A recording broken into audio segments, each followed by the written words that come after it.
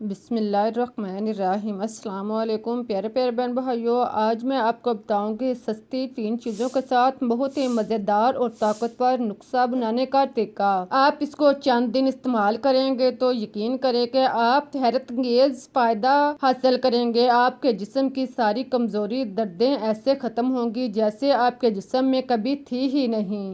उम्मीद है कि आपको नुस्खा पसंद आएगा। अगर रेसिपी अच्छी लगे तो इसे लाइक शेयर और सब्सक्राइब करना मत भूलिएगा। अब चलते हैं और मिलकर शुरू करते हैं अपनी आज की रेसिपी।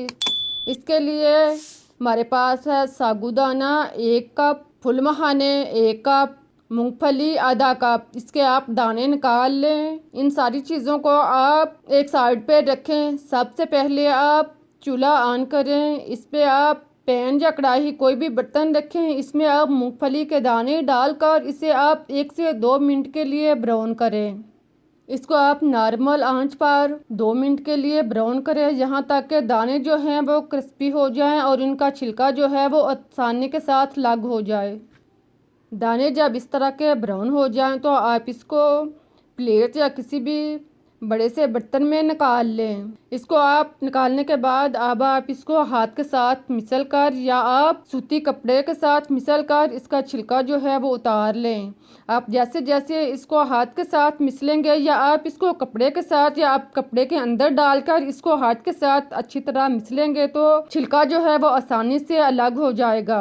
देखें, इस तरह आप इसको मिसल कर इसका छिलका अलग कर लें और फिर आप छिलके को निकाल लें। छिलके को आप एक साइड पर कर लें और इसके दाने जो हैं वो आप एक साइड पर बाउल में निकाल लें।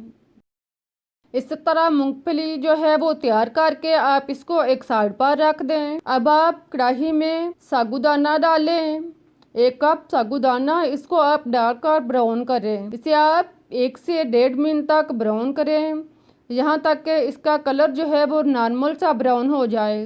साथ में आप चम्मच लाते जाएं ताकि दाने जो है वो अच्छी तरह चारों साइड से ब्राउन हो जाएं। जब इनका कलर चेंज हो जाए तो फिर आप इसमें फुल मखाने 1 कप शामिल करें। फुल मखाने डालने के बाद आप इसे मज़ीद 2 से 3 मिनट तक ब्राउन करें।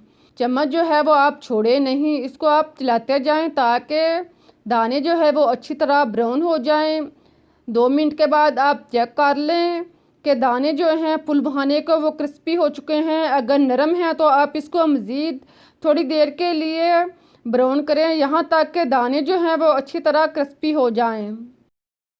फिर आप इसमें मूंगफली इसको शामिल करें। मूंगफली डालने के बाद इसको आप मज़ीद 1 से 2 मिनट के लिए भून लें। इन सारी चीज़ों को आप ब्राउन करें, लेकिन ख्याल रहे कि इनको आप जलाएं नहीं। इनका कलर जो है वो ब्राउन हो जाए तो आप इसको ग्राइंड कर लें, पीस लें।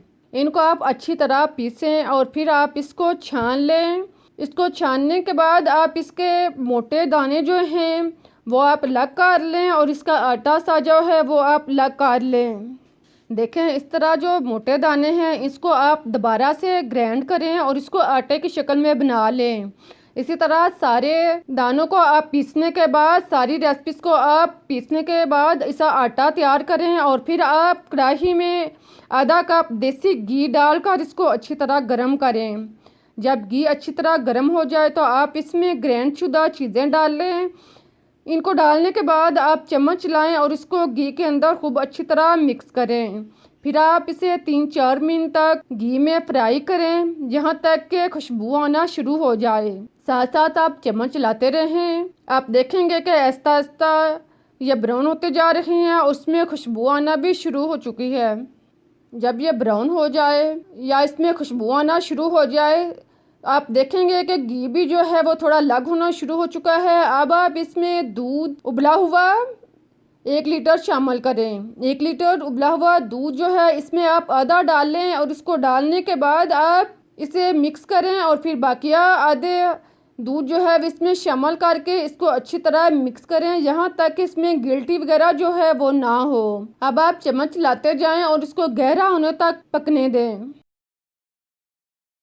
आप देखेंगे कि 3-4 मिनट के बाद ये गहरा होना शुरू हो गया है। जब ये दूध जो है वो अपनी मिकदार से आधा रह जाए तो आप इसमें पीसी हुई इलायची शामिल करें। इसको डालने के बाद आप इसको अच्छी तरह मिक्स कर लें और मज़ीद आप इसको गाढ़ा होने तक पकने दें। फिर आप इसमें गुड़ आधा कप शामिल करें या आप टेस्ट के मुताबिक भी डाल सकते हैं। अगर आपके पास गुड़ नहीं है तो आप इसमें चीनी शामिल कर लें। अगर आपने गुड़ डालना है तो आप इसको पीस कर छोटे छोटे टुकड़ों में कर लें और फिर आप इसे शामिल करें। गुड़ को डालने के बाद अब आप इसको अच्छी तरह मिक्स करें, चम्मच चलाएं यहाँ तक कि गुड़ जो है वो इसके अंदर अच्छी तरह जज़ब हो जाए, इसका पानी जो है वो इसमें अच्छी तरह खुश्क हो जाए। अब आप चम्मच चलाएं और इसको खूब अच्छी तरह गहरा कर लें। आप चम्मच चलाते जाएंगे तो आप देखेंगे कि इकट्ठा होना शुरू हो गया है। जब ये बिल्कुल इकट्ठा होना शुरू हो जाए, बर्तन से अलग होना शुरू हो जाए, चम्मच चलाएं तो ये रबड़ की तरह बनना शुरू हो जाए तो समझ लें कि ये तैयार हो चुका है।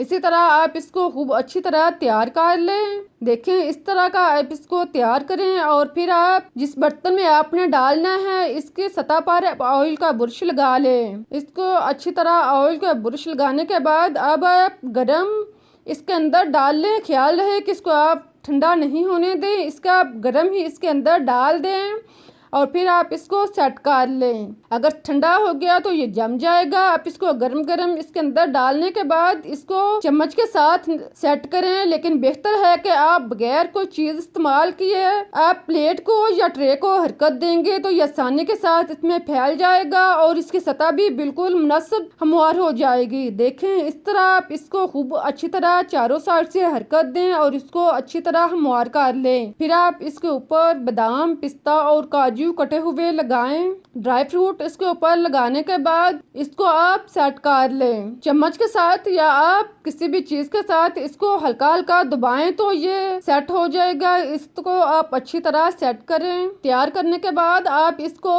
2 घंटे के लिए या इतनी देर तक रख दें कि ये अच्छी तरह जम जाए। अगर सर्दी है तो आप इसको वैसे भी रख सकते हैं, लेकिन अगर मौसम नॉर्मल है तो आप इसको फ्रिज में भी रख सकते हैं।